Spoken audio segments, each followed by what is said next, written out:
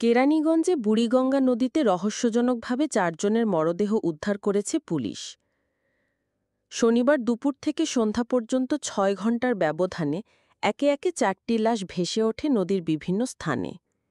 এতে স্থানীয়দের মাঝে আতঙ্ক ছড়িয়ে পড়েছে। প্রথমে দুপুরে সদরঘাট নৌপুলিশ মিরেরবাগ এলাকা থেকে আধ ঘণ্টার ব্যবধানে ২ জনের লাশ উদ্ধার করে। নিহতদের একজন নারী এবং অন্যজন শিশু। ধারণা করা হচ্ছে তারা মা ও ছেলে। পুলিশ প্রাথমিকভাবে মনে করছে শ্বাসরোধ করে হত্যার পর তাদের নদীতে ফেলে দেওয়া হয়েছে। এরপর সন্ধ্যার দিকে কালিন্দী ইউনিয়নের মাদ্রিপুর ঘাট থেকে আরও এক নারী ও এক পুরুষের মরদেহ উদ্ধার করে কেরানীগঞ্জ মডেল থানা পুলিশ।